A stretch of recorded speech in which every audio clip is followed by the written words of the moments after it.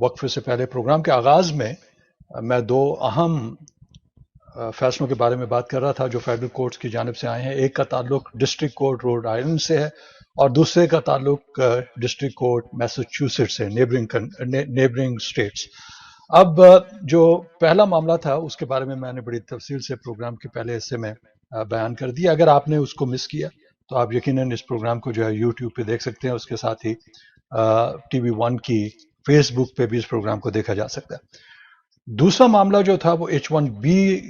سے تعلق رکھتا ہے، اور آپ کو معلوم ہے کہ H1B ان لوگوں کو دیا جاتا ہے، وہ جو ویزا ہے H1B ان لوگوں کے ہاتھ میں آتا ہے کہ جو پروفیشنلز ہیں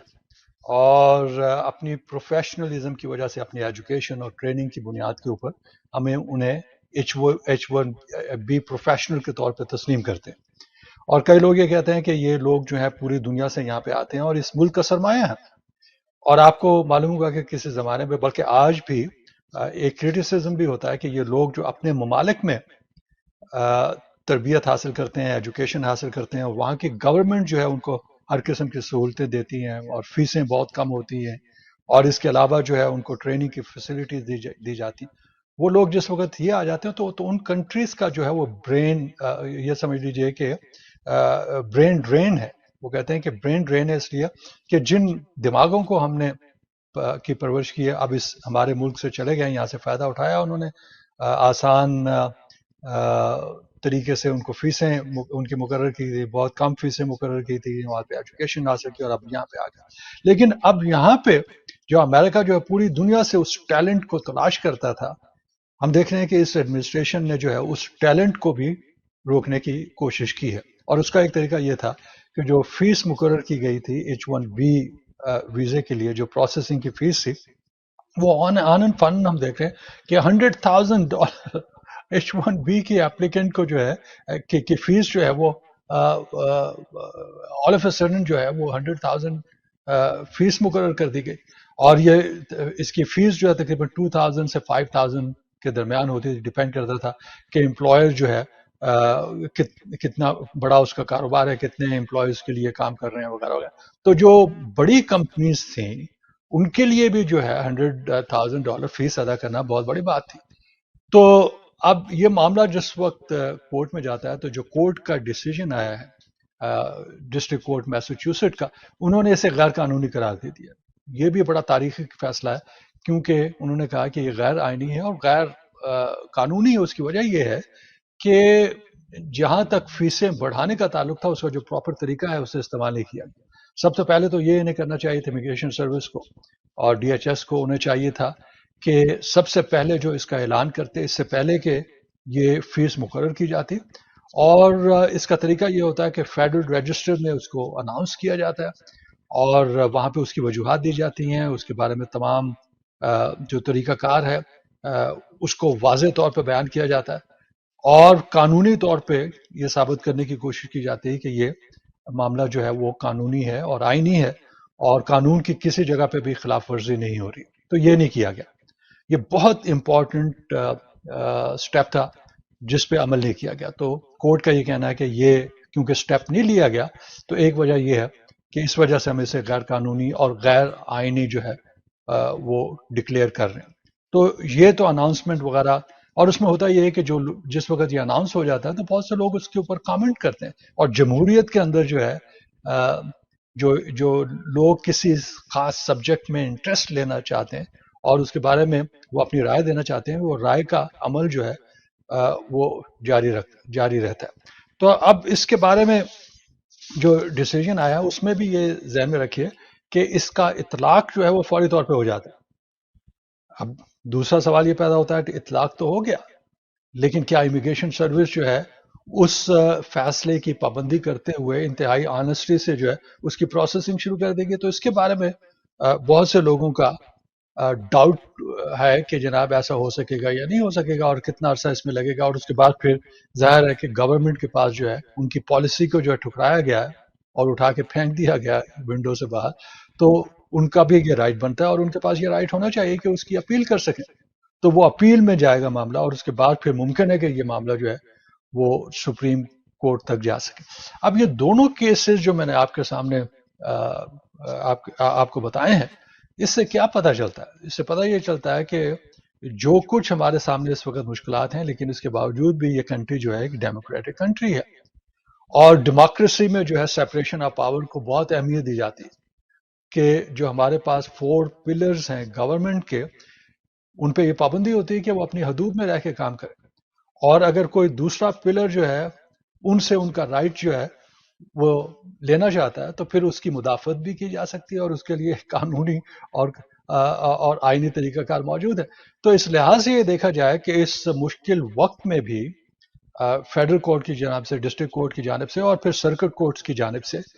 ہم ایسے ڈیسیجن دیکھ رہے ہیں جو انتہائی بولڈ ہیں، اور جس کے بارے میں ججز جو ہے بڑی کھل کے بات کر رہے ہیں۔ آن دی ادر ہینڈ، خاص طور پہ جو امیگریشن کے ججز ہیں یا بورڈ آف امیگریشن کا جو معاملہ ہے، وہ ایک علیحدہ معاملہ ہے، کیونکہ وہ کورٹس جو ہیں اتنی آزاد نہیں ہیں جتنی فیڈرل کورٹس ہوتی ہیں، کیونکہ فیڈرل کورٹس میں آنے کا طریقہ کار بڑا مختلف ہے، اور یہ جسٹس ڈپارٹمنٹ کے انڈر نہیں ہوتے، یہ عدلیہ کے انڈر آتے ہیں۔ لیکن جو امیگریشن ججز ہیں وہ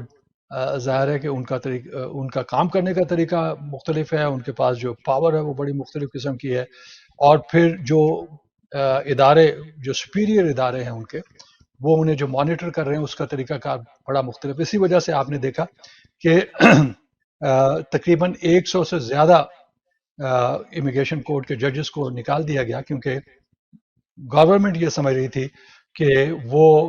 ان ججز کو اس بات پہ قائل نہیں کر سکے گی کہ وہ نیوٹرل جو ہے وہ ڈیسیجن دیں، اور وہ ایسے ججز چاہتے تھے کہ جو ان کی ہاں میں ہاں ملائیں، اور جو وہ ڈیسیجن دینا چاہتے ہیں اس کے مطابق جو ہے وہ ڈیسیجن دے سکے۔ تو ان کا تعلق جو ہے وہ ڈپارٹمنٹ آف جسٹس سے ہے، تو وہاں پہ آ کے ہمیں کچھ رکاوٹیں نظر آتی ہیں۔ اس کے علاوہ آپ دیکھ رہے ہیں کہ جو ڈسٹرکٹ لیول کی جو کورٹس ہیں پورے یونائٹڈ اسٹیٹ کے اندر، جو ہے ہزاروں کی تعداد میں کیسز ان کے سامنے آئے ہیں۔ وہ پالیسی میٹرز پہ نہیں تھے، انڈیویجول بیسس کے اوپر تھے، انڈیویجول رائٹس وغیرہ کے بارے میں تھے، لیکن تھاؤزنڈز آف کیسز جس کا جو ہے وہ ڈیسیجن کیا گیا، اور ابھی بھی وہ کیسز جو ہے ہمارے سامنے چل رہے۔ تو یہ اینگل جو ہے ان دونوں کیسز کے بارے میں، اور اس سے پہلے ہمیشہ میں جو بھی امپورٹنٹ رولنگ آتی ہے کورٹ کی، میں آپ کے سامنے اسے پیش کرتا ہوں اور اس کا تجزیہ بھی کرنے کی کوشش کرتا ہوں۔ تو اس میں دیکھ لیجئے کہ یہ لائن جو ہے بہت لمبی لائن ہے، جس میں بہت سے کیسز ہمارے سامنے آئے ہیں، کہ جن کیسز میں آئین اور کانسٹیٹیوشن کی، آئین کی بنیاد کے اوپر اور قانون کی بنیاد کے اوپر جو ہے وہ فیصلے کیے گئے ہیں۔ اب یہ معاملہ کس حد تک آگے جاتا ہے، کہاں پہ جا کے اس میں رکاوٹیں پیدا ہوں گی؟ رکاوٹیں جو ہے صرف انفورسمنٹ کے حوالے سے ہے۔ مثال کے طور پہ ہم دیکھ رہے ہیں کہ جو 75 کنٹریز ہیں جس میں پاکستان بھی شامل ہے، بیرون ملک لوگ جو ہے وہ بیٹھے ہوئے ہیں اور انتظار کر رہے ہیں کہ اپنے لوڈ ون کے ساتھ آ کے ملیں گے۔ اس میں آپ کو معلوم ہے کہ کون کون سے رشتہ داروں کو امریکن سٹیزن اور گرین کارڈ ہولڈر جو ہے وہ اسپانسر کر سکتے ہیں، اور وہ لوگ جو ہیں مہینوں سے اب اس کا انتظار کر رہے ہیں۔ اور گورنمنٹ کی جانب سے، ڈپارٹمنٹ آف اسٹیٹ کی جانب سے کہا گیا کہ یہ جو بین لگا ہے یہ انڈیفینٹ بین ہے۔ اس سے مراد یہ ہے کہ ہم یہ بھی نہیں بتا سکتے کہ کتنا عرصہ جو ہے یہ بین جو ہے وہ قائم رہے گا۔ تو اس میں بادی نظر میں بھی ایک کامن سینس کے حوالے سے بھی دیکھا جائے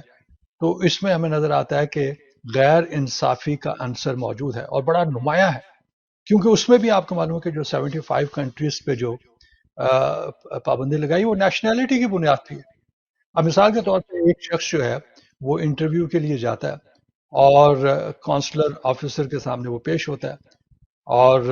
سوالوں کے جواب دیتا ہے، تمام ڈاکومنٹیشن موجود ہیں، اور اس میں ایک انتہائی امپورٹنٹ ڈاکومنٹ جو ہے وہ ایفیڈیوٹ آف سپورٹ ہے۔ اس کے رشتہ دار یا دوست احباب انہوں نے ایفیڈیوٹ آف سپورٹ دیا ہے کہ اگر یہ شخص یہاں پہ آ جاتا ہے اور کسی وجہ سے گورنمنٹ سے جو ہے فائنینشیل اسسٹنٹ، اور مخصوص قسم کی فائنینشیل اسسٹنس ہے، اگر وہ حاصل کرنا چاہتا ہے تو اس میں ہمارا کردار یہ ہوگا کہ ہم اس کی مدد کرنے کے لیے تیار ہیں، اور اگر وہ گورنمنٹ کی جانب سے فائنینشیل سپورٹ حاصل کر لیتا ہے تو اس کی ہم ری انورسمنٹ بھی کرنے کے لیے تیار ہے، کہ جتنا پیسہ اس پہ لگا وہ پیسہ ہم دینے کے لیے تیار۔ تو یہ ایک بہت بڑی ذمہ داری ہے جو ایفیڈیوٹ آف سپورٹ والے لیتے ہیں۔ اس کے علاوہ جو ہے ہر آدمی اس پوزیشن میں نہیں ہے کہ وہ ڈسیبلٹی پہ چلا جائے یا فائنینشیل ہیلپ کے لیے اپلائی کر دے۔ باہر سے آنے والے لوگ جو نہ صرف ایلڈرلی ہیں، جوان لوگ ہیں، پڑھے لکھے لوگ ہیں، ایجوکیٹڈ لوگ ہیں، پروفیشنل لوگ ہیں، $100,000 بنانے والے لوگ ہیں، $1 ملین بنانے والے لوگ.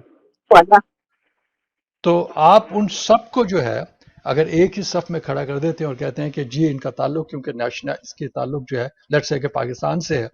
اور باقی جو 75 کنٹریز ہے، اس لیے ہم نہیں دیں گے کیونکہ وہاں کے آنے والے لوگ جو ہے پبلک چارج کا جو ہے وہ استعمال زیادہ کرتے ہیں، یعنی گورنمنٹ سے زیادہ فائنینشیل. تو اس کے لیے نہ کوئی اسٹیٹسٹکس پیش کی گئی، نہ اعداد و شمار بتایا گیا. تو ظاہر ہے اس کا بھی ڈیسیجن جو کرنا پڑے گا، اور اس وقت کورٹ میں وہ کیسز پینڈنگ ہیں، اور جو ہی اس کا ڈیسیجن ہوا اسے ہم کور کریں گے اور آپ کو بتائیں گے.